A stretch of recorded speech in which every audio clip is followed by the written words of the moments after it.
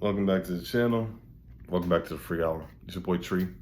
And today we are going to be talking about our productivity series.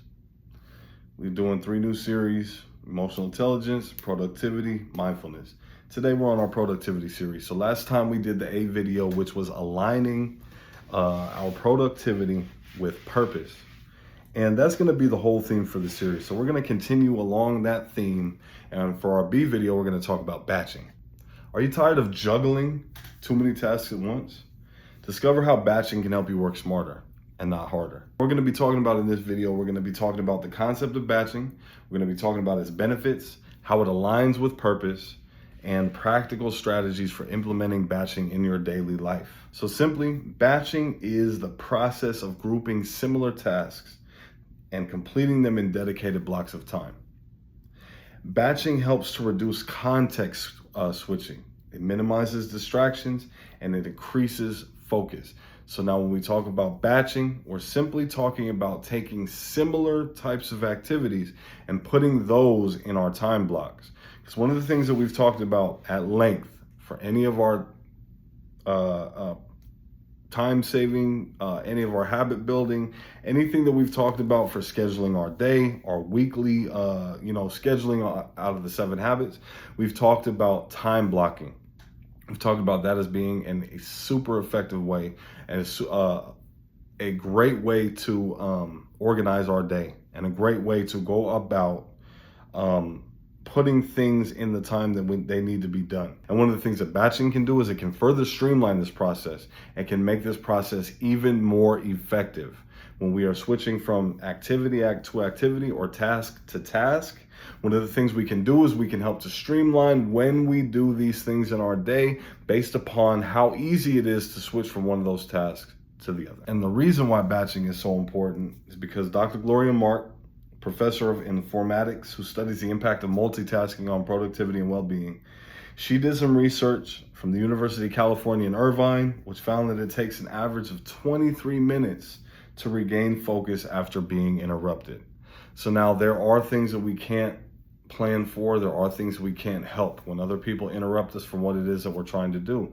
We can't necessarily help all of those things, but what we can do is we can schedule things in our day. We can schedule things during a time in our day when we can minimize interruptions, when we can tell other people, hey, this is what we're going to be working on at this time, putting our phone on do not disturb, turning our ringer off, things of that nature, right?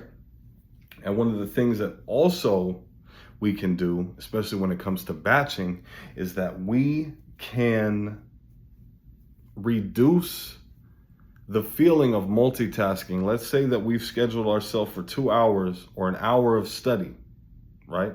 Or we've scheduled ourselves an hour of creating outlines for content, an hour of writing, an hour of creating or doing creative tasks that tap into the creative side of our brain. Now, if we decide to switch modes and go to something completely different, like let's say after we do creating, we have our gym session immediately scheduled after that. And then after we get home from the gym, we shower up, we eat our little meal, we put our phone on the charge, and we get back to trying to create. Now, what we've done is we've actually incorporated those 23-minute regaining of focus inducing interruptions in our day. And batching can help us get rid of that. Batching reduces the need to constantly switch between different types of tasks, which can actually drain our mental energy and actually can make us feel more tired when we are trying to do so many different types of things all at once or all during the same part of the day. When we batch our tasks, like checking our emails at designated times, it can prevent constant interruptions and can improve our focus. And it will also help us to keep a handle on our mental fatigue. Batching also allows for more efficient use of time by allowing us to complete similar tasks in a flow state. When we're doing things like batching, when we're doing things of the similar type of task, and these are one of the things that I can attest to. When I have my creative activities, they're all during the same type of time of the day. So when I'm thinking about making these videos, or I'm thinking about writing up these outlines, or I'm thinking of looking up different studies, or I'm doing my research for this stuff, one of the things that I do is after I create that is I immediately go to starting to work on writing, or going to starting to work on something that pulls from that mode or that part of me where I'm still able to live in or maintain or remain in that flow state. I can immediately jump from creating content or writing scripts or whatever the case may be to pulling out the pen and pad and writing on the book that I'm working on. It doesn't take away from that flow state. It doesn't feel as if I'm trying to multitask. It doesn't require me to slip out of that flow state and then try to get into another one and take that 23 minutes on average of time. This flow state, it allows for a greater attention to detail. It allows for higher quality outcomes. It allows for us to get lost in what it is that we are doing. And now one of the things that we can do is that knowing that we have limited time in the day to do all of the things that we want to do, we can batch together the types of things that we are trying to do and put them together in such a way and group them together in such a way that we do not have to waste any time trying to get back into the flow state for a different type of activity. Batching creative tasks like writing or designing or creating, it leads to better results by allowing for deeper concentration. And just like I told you before with the writing and with the creating, I don't have to go out of my flow state. I don't have to get out of that to go from one task to the other because I put them all together. So let's talk a little bit about how to implement batching into your life. The first thing you have to do is you have to go through your day where you list your daily tasks.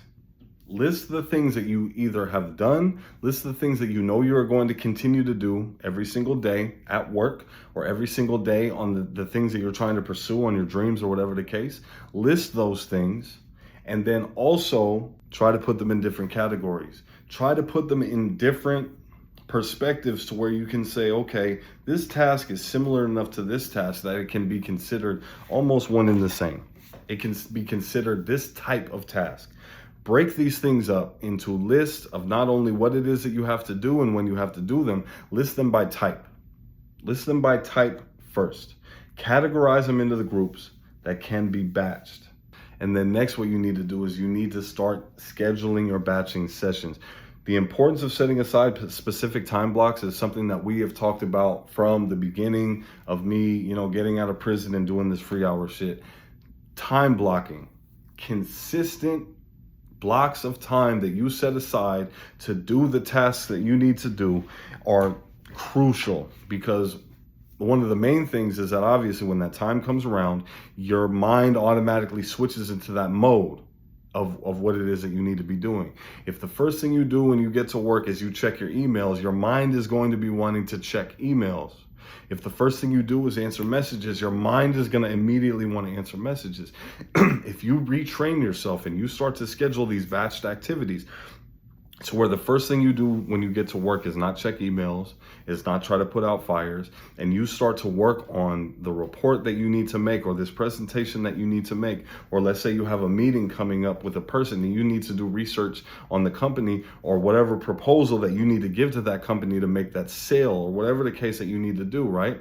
Your mind will automatically be in that mode as soon as you get to work. Okay, when we get to work, we show up at 8 a.m., we show up at 9 a.m., whatever the case, and we are in presentation mode. So it's like that is our type of thing that we have batched together. So now what are all the tasks that can go into presentation mode?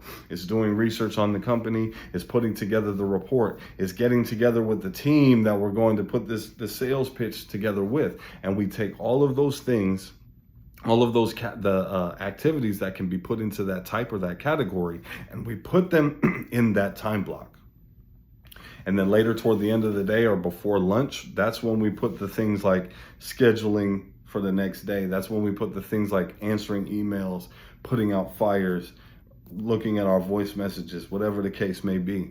And then later on, we do something else, something that might be creative work, something that might be meetings, something that might be those things. And we just put them in our categories.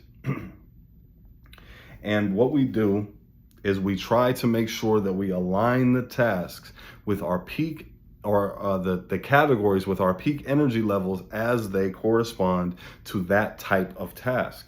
This comes with trial and error. This comes with trial and error. You have to actually start doing it. You have to actually start executing. You have to start going after what it is that you want to go after.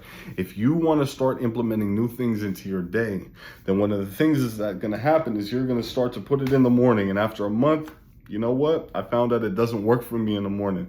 I'm going to put it in the afternoon. You know what? I found out that it does work for me in the afternoon.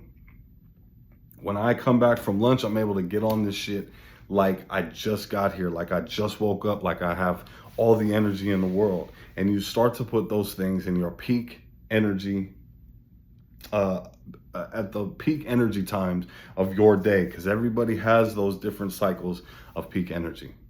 And then, of course, minimize your distractions.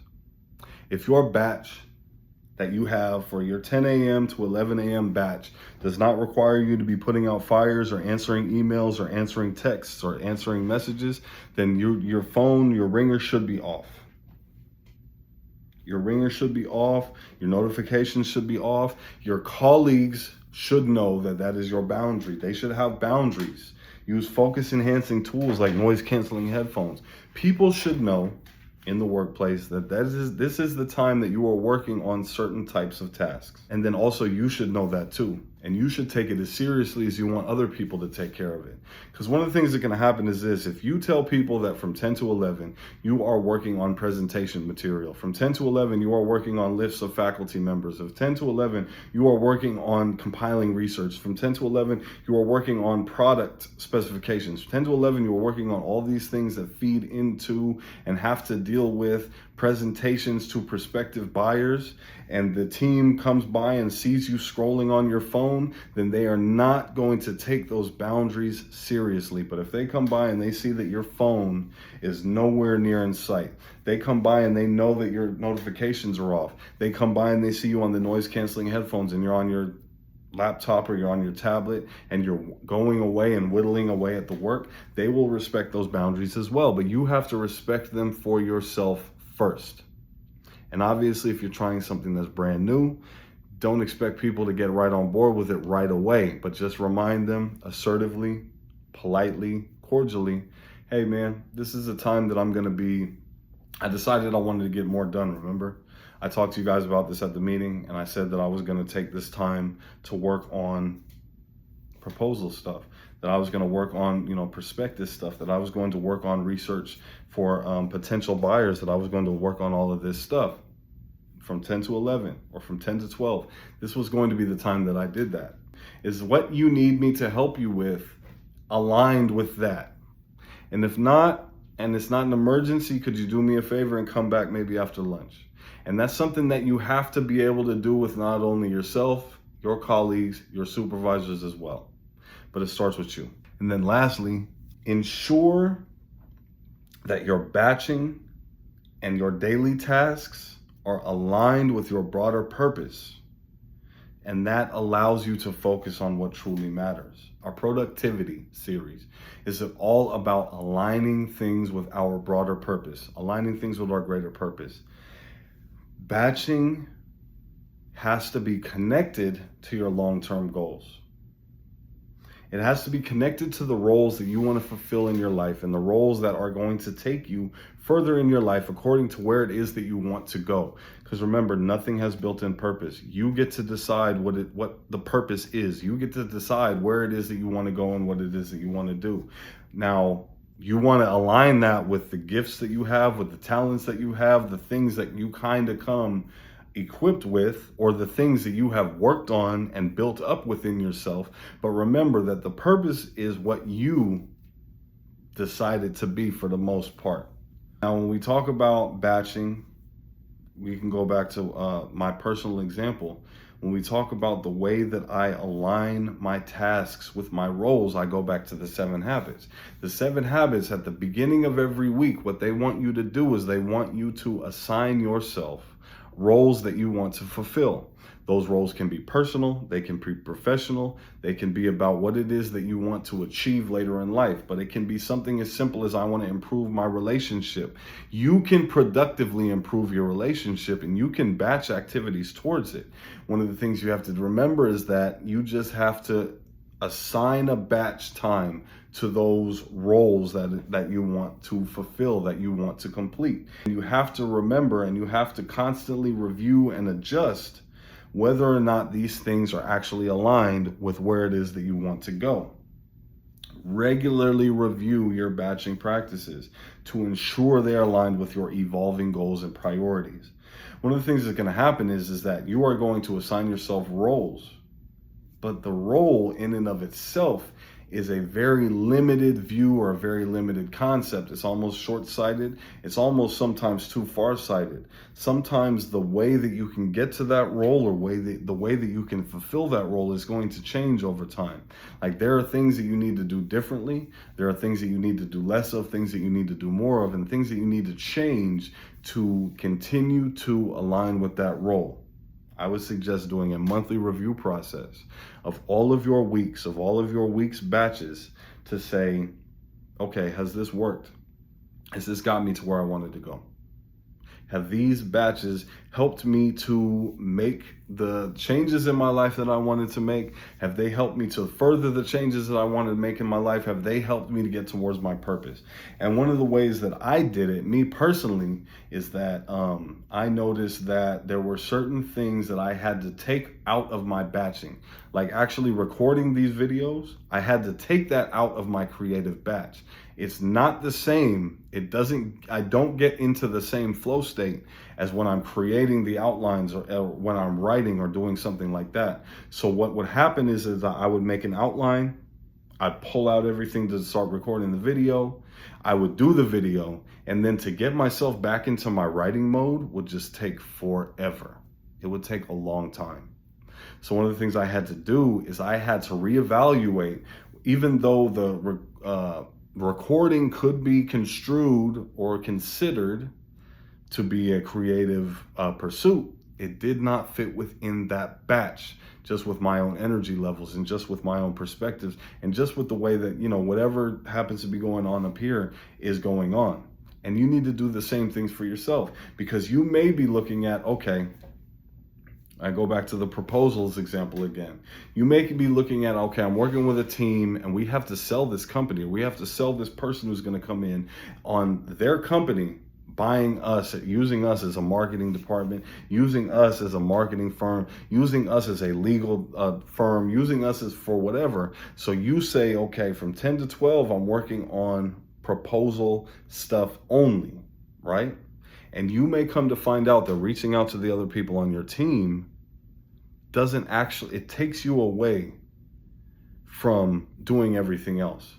Every time you say, okay, I'm working on this, I got a question. So I'm gonna shoot the email over to this person, this member of the team about this question that I have. Maybe I'm doing product specification.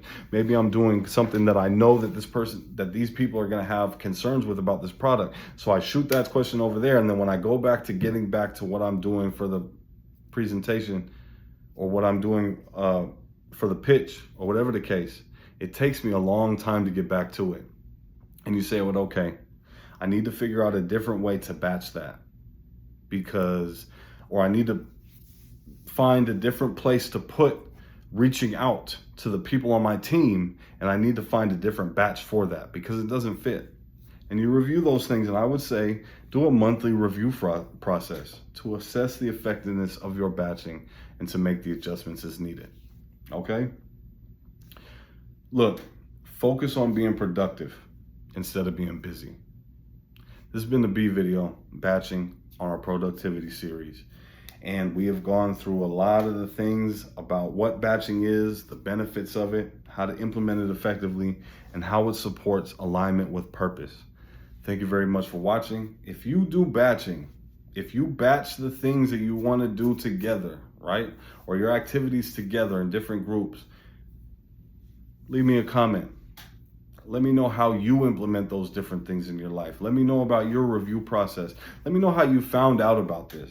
If you've never heard about it and you want to try it, let me know. If you've never heard about it and you're going to try it, let me know. Share it with your friends. Like the video, subscribe to the channel. Thank you very much once again for watching the free hour. This is your boy Tree. Deuces.